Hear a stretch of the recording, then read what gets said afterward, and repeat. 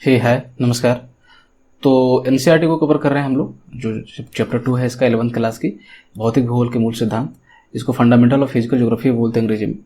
तो ये दूसरा लेक्चर है, एक लेक्चर हमने पहले देखा था।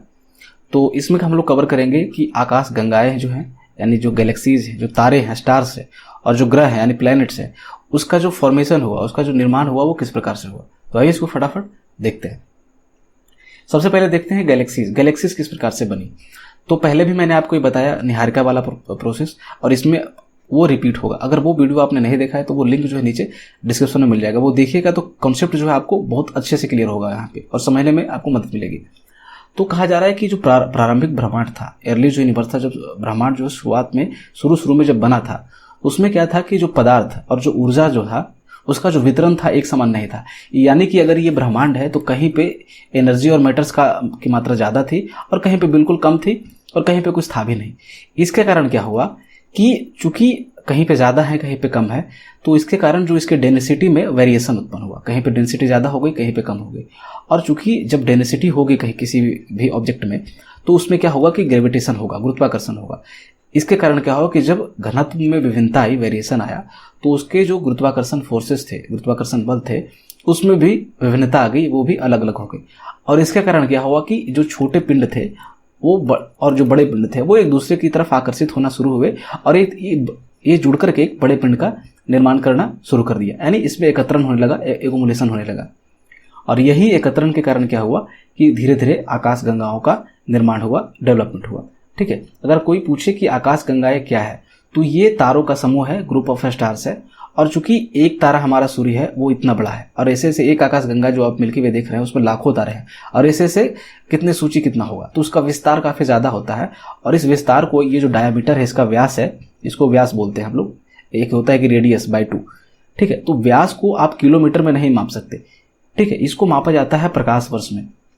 प्रकाश वर्ष क्या होता है कि अगर मैं कहूं कि एक प्रकाश वर्ष, ये पहले तो दूरी मापने की इकाई है, इसे डिस्टेंस मापा जाता है, समय नहीं। ईयर देख करके आप मत कंफ्यूज होइएगा। ठीक है। एक प्रकाश वर्ष का मतलब है कि अगर लाइट को मैं गुजारूं, अभी यहां से गुजारूं, तो एक साल में लाइट जितनी दूरी तय करेगी उसको बोलेंगे एक प्रकाश वर्ष। आप सोचिए कि एक सेकंड में लाइट जो है वो 3 लाख किलोमीटर तय करती है, तो सोचिए कि एक साल में कितना तय करेगा। और उस तरह से एक आकाश गंगा का जो कम से कम जो व्यास होता है वो 80,000 से 1.5 लाख प्रकाश वर्ष होता है। मतलब कि अगर आप लाइट को 80,000 वर्ष या फिर 1.5 लाख साल अगर गुजरने दें, तो उस सिचुएशन में प्रकाश जितनी दूरी तय करेगी वो जाकर के इसका व्यास होगा। उतनी बड़ी जो ये है एक गैलेक्सी हो सकती है। तो मतलब आप सोचिए, आप इमेजिन नहीं कर सकती ये कितनी बड़ी होगी। ठीक है ना। तो इस प्रकार से आकाश गंगा का निर्माण हुआ एक्युमुलेशन ऑफ मैटर्स के कारण। ज्यादा अगर चीजें ज्यादा समझ में ना आए तो ये, हालांकि मुझे लगता है ये समझ में आ गई होगी, लेकिन मैकेनिज्म कहीं लिखने के लिए आपको आएगा नहीं। बस आपको बेसिक आइडिया होनी चाहिए कि गैलेक्सीज फॉर्म कैसे हुई। ठीक है ना। अब देखते हैं स्टार्स का, कि तारों का निर्माण किस प्रकार से हुआ। तो मैंने पहले भी बताया कि एक निहारिका थी, निबुला थी। निबुला का मतलब क्या है कि गैसों और धूल कणों का एक झुंड था, और इसमें जो मेन रूप से जो गैसें थी वो था हाइड्रोजन गैस। तो हाइड्रोजन गैस का एक विशाल बादल था जो काफी गर्म थी, काफी हॉट थी, इसको बोला गया निहारिका। इस निहारिका में क्या हुआ कि धीरे धीरे गैसों के छोटे छोटे जो है वो झुंड विकसित होने शुरू हो गए। लम्स ऑफ गैसेस बोलते हैं इसको। अब इस झुंड के कारण क्या हुआ कि कुछ झुंड जो थे बड़े थे, वही प्रोसेस इसमें भी होगा, और कुछ छोटे थे। और ये धीरे धीरे वो झुंड थे, वो धीरे धीरे क्या हुआ कि वो और ठंडे होकर के वो घने गैसीय पिंड बनने शुरू हुए। ठीक है ना। और इस तरह से ये जो एक एक करके यहाँ पे झुंड विकसित हुए थे, धीरे धीरे उनसे तारों का निर्माण हुआ। अब देखिए यहाँ पे एक, अगर मैं झुंड की बात करूं, यहाँ पे जो गैसेस जो क्लाउड है, इसको निबुला बोलते हैं, ये निबुला है। और वहां से ये धीरे धीरे ये झुंड के रूप में विकसित हुआ है, ये डेंस हो रहा है, सघन हो रहा है धीरे धीरे। उसके बाद ये डिस्क के रूप में यहाँ पे बनेगा। और देखिए कि ये लास्ट में क्या होगा कि इस तरह से एक तारे का निर्माण हुआ। ये सूर्य है, सूर्य भी क्या है, एक तारा है। इसी प्रकार से ढेर सारे तारे बनेंगे और एक गैलेक्सीज बनेगी। ठीक है ना।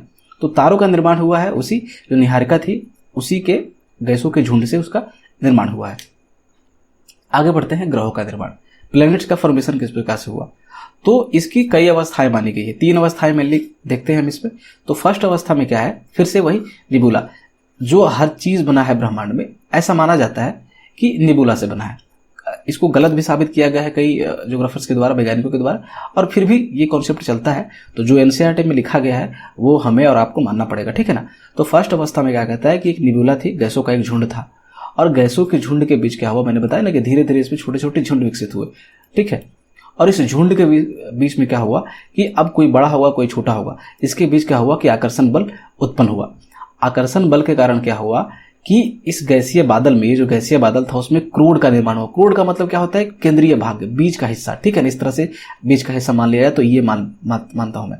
और क्रोड के चारों तरफ जो है वो गैस एवं धूल कणों से बनी हुई घूमती हुई एक डिस्क के आकार की, तस्तरी के आकार की संरचना विकसित हुई। आप देखिए ये डिस्क के आकार की जो है वो संरचना विकसित हुई। पहले ये था निब्यूला था, निब्यूला में क्रोड विकसित हुआ, कोर विकसित हुआ, एक केंद्रीय भाग विकसित हुआ, और धीरे धीरे उसके आसपास क्या हुई, एक डिस्क जैसी जो है वो संरचना विकसित हुई। ये जो डिस्क है किससे बना हुआ है, ये गैस और सॉलिड पार्टिकल्स, धूल कण जो है उससे बना हुआ है। ये फर्स्ट स्टेज का बात है कि ये डिस्क जैसी संरचना बनेगी। सेकेंड स्टेज में क्या होगा कि ये जो गैसीय बादल होगी, ये डिस्क के जो आसपास गैसीय बादल होगी उसमें जो है वो संघनन, कंडेंसेशन आरंभ होगा। कंडेंसेशन का मतलब है कि कोई पदार्थ अगर गैस है तो वो धीरे धीरे ठंडी होकर के वो सॉलिड की तरफ बढ़ेगी। पहले वो द्रव में बदलेगा, तरल में बदलेगा, फिर वो धीरे धीरे अंततः वो सॉलिड बन जाएगी। तो कंडेंसेशन का मतलब वही है कि ठंडा होना और बाद में सॉलिड बन जाना, ठीक है। तो इसके कारण क्या हुआ कि ये जो गैसीय बादल थे जो क्रोड के चारों तरफ फैले हुए थे, इस तरह से ये जो क्रोड था और ये डिस्क थी, इसमें जो गैसीय बादल थे वो धीरे धीरे उसका कंडेंसेशन हुआ, संघनन हुआ, और वो धीरे धीरे वो जो बादल थे क्रोड के चारों तरफ फैले हुए वो छोटे छोटे गोले के रूप में विकसित हो गए, टाइनी बॉल्स के रूप में। अब देखिए ये छोटे छोटे गोले, आप अगर आप देख पा रहे होंगे पिक्चर्स में, ये छोटे छोटे गोले के रूप में विकसित हो गए।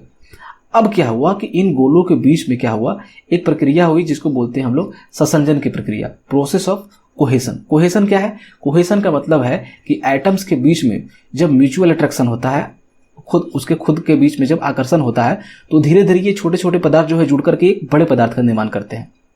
इसको बोलते हैं कोहेशन, ससंजन की प्रक्रिया। वो जुड़ते हैं एक दूसरे से। तो ये जो छोटे छोटे पदार्थ थे वो बड़े होकर के क्या हुआ कि उन्होंने किसका निर्माण किया, ग्रहाणुओं का निर्माण किया, प्लैनेटिज्मल का निर्माण किया, ठीक है। ये धीरे धीरे देखिए ये ग्रहाणु है, प्लैनेटिज्मल है, आप देख सकते हैं इसको पिक्चर्स में। ये ग्रहाणु क्या होते हैं, ये चट्टान, धूल कण एवं अन्य पदार्थों से मिलकर के बने ठोस पिंड होते हैं, सॉलिड ऑब्जेक्ट होते हैं, जो कि किससे बनते हैं, चट्टानों, धूल कणों, ये सब के अकुमुलेशन से। तो आप देखिए ये छोटे छोटे जो यहाँ पे गोलक थे वो बनकर के यहाँ पे बड़े ऑब्जेक्ट का निर्माण करेंगे जिसको बोलते हैं हम लोग ग्रहाणु, ठीक है। ये सेकंड स्टेज में। फर्स्ट स्टेज में क्या हुआ, वो डिस्क जैसी संरचना विकसित हुई ये वाली, और सेकंड में क्या होगा कि ये ग्रहाणु बनेंगे। आगे चलकर क्या होगा कि ये जो छोटे छोटे ग्रहाणु हैं वो क्या होंगे कि उनके बीच में भी गुरुत्वाकर्षण होगा। मैंने बताया कोई भी ऑब्जेक्ट है जिसमें मास होगा, ग्रेविटेशन होगा उसमें, तो कोई बड़ा कोई छोटा होगा, जिसके कारण क्या होगा कि ये एक दूसरे को आकर्षित करेंगे, और इसके कारण होगा क्या, इनमें टक्कर, और टक्कर होकर के धीरे धीरे ये बड़े पिंड बनना शुरू करेंगे, ये जुड़ना शुरू कर देंगे आपस में, जो मैंने पहले भी बताया आपको प्रोसेस।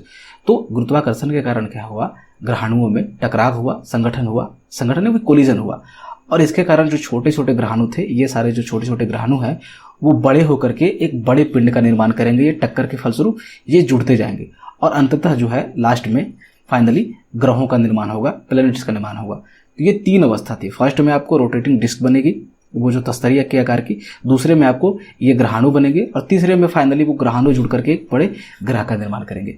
तो ये तीनों अवस्था थी। तो हमने समझा यहाँ पे आकाशगंगा, स्टार्स और जो ग्रह के निर्माण का प्रक्रिया यहाँ पे समझा हमने। तो आई होप आपको ये वीडियो अच्छा लगा होगा। अगर अच्छा लगा तो इसे आप लाइक करें, और हमारे चैनल को फॉलो करने के लिए आप इसे सब्सक्राइब कर लें, ताकि इससे ऐसी वीडियो आपको आगे भी मिलती रहे। Thank you, thanks for watching, thank you. अगर ये वीडियो अच्छा लगा तो इसे लाइक करें, हमसे जुड़ने के लिए हमारे इस चैनल को सब्सक्राइब करें, और इस घंटे वाले बटन को जरूर दबाएं, ताकि जो भी वीडियो इस चैनल पे अपलोड हो वो सीधे आप तक पहुंच सके।